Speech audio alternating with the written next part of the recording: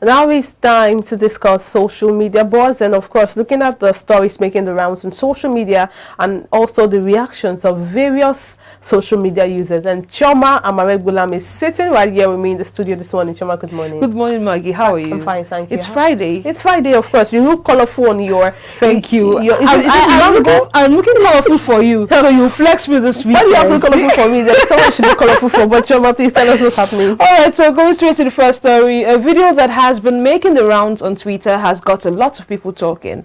This video shows a man breaking down in tears as his vehicle, which was impounded by the Lagos state government, was auctioned for less than 400,000 naira.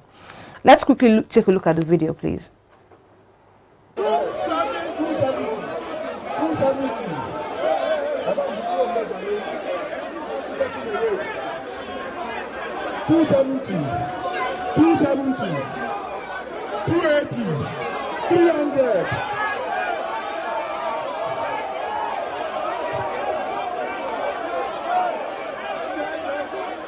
300.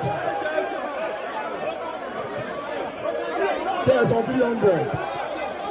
300. 310. 310.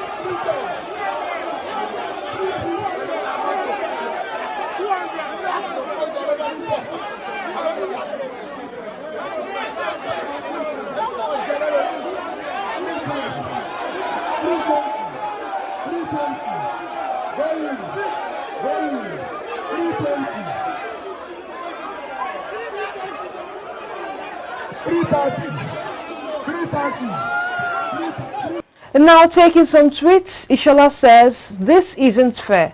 What happened to him paying for breaking the rules instead of auctioning his car off as if they were the ones that bought it for him? No humanity, no conscience, nothing at all. CUG says, this is heart-wrenching. What kind of law is this? Why are they auctioning people's cars because of traffic offences? What joy will they get from taking away the source of livelihood of people? There are other appropriate punishments for offences, not this way.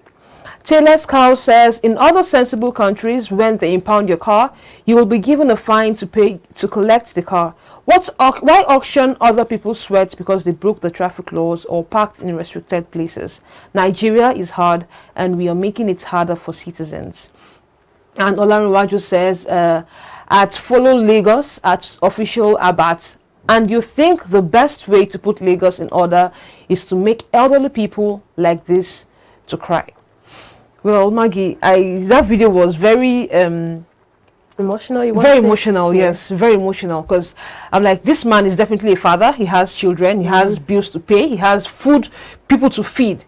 He has shelter to provide for people. So why, even if he might have broken the law, whatever he might have done, I think there are other ways they could have gone about it. Probably revoke his license for maybe a month or 2 weeks, or have him pay heavily for it instead of selling off his car entirely. Where will he even start from? So what do you have to say about this? What I'll say is, as much as there is no justification for breaking traffic rules and also parking in areas you shouldn't park, but you should also realize that if you're driving through Lagos, like for instance, somewhere when it comes to allow access to government house, you have to be very careful because that's some of the signs you don't even see. It has happened to me practically. The signs are not there. Maybe you're not seeing the U-turn. You don't know which is a one-way and which is not in one way, and also this area around Shomodo, you don't know which is a one way, and the policemen there, they won't tell you that is a one way, so they will just imagine a first time driver to that area. There's a spot they stay. People around Shomodo can attest to this. There's a spot they stay and waiting for scapegoats. But the thing is that why are you police, why are you law enforcement officers? There are some persons that honestly don't know that is a one way. So you're sitting patiently waiting for them to pass there just so you apprehend them and take money from them. Now, these are the things that people should talk about, but people really don't talk about these things. So, like I said, as much as there's no justification, but some people don't even see the signs, but people see it and still do that. But having to auction those cars, I think it's an extreme measure. I think what should have been done normally we should try to work with our conscience sometimes. Let us see reasons to make Lagos or Nigeria better. Auctioning people's cars, for instance, the car bought of 3 million naira, you're having to come to a general, you're seeing your car being auctioned for, and you don't have that kind of money to even buy it back. I think they should be given if they want to auction, they should give the owner of the car the first opportunity to bargain and pay and get their cars back. Now to see someone do that. I saw a woman also crying. Her current was 450,000 naira, was going to be sold for that. She bought it for 1.8 million naira. She's a widow. This mini boss they call she's a widow, and she and her son crying in the midst of all of those things. Wow. It may seem it's really emotional, and I think different ways different measures can be put in place to ensure people do not break rules than having to go to this. Because I wouldn't want to buy a car or a vehicle that someone had placed some curses on. Probably I'm seeing an old woman crying, and I'm going to buy that car for, even if it's 200,000. I wouldn't want to put myself in that fix. People were really bidding. Well, they would bid 270, 250. You know, Nigerians look. We always look for a short way out, but other things could be done. Other measures could be taken that wouldn't make people cry this much. That's where humanity comes in the law. Yes.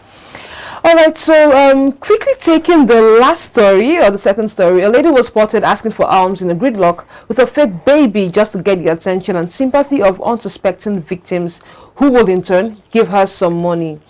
The fake baby was simply a thick cloth wrapped in the shape of a log.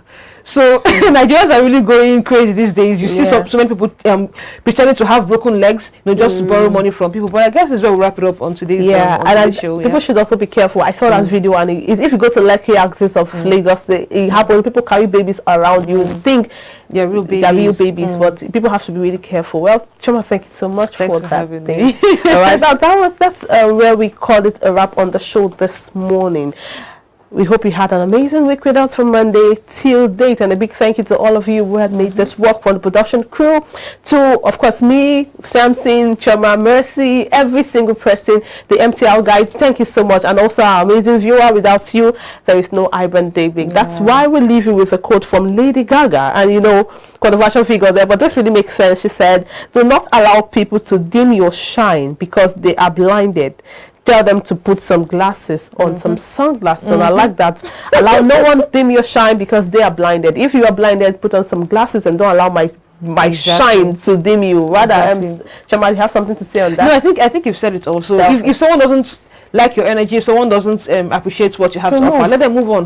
We move. Chama, you're not nice there. Thank you so much, and please do also join us same time, same station on Monday for more on iBrandTV. I am Margaret Opara. Do have a wonderful weekend. And I am Chioma Amaribulam. Do enjoy the rest of the weekend. Bye.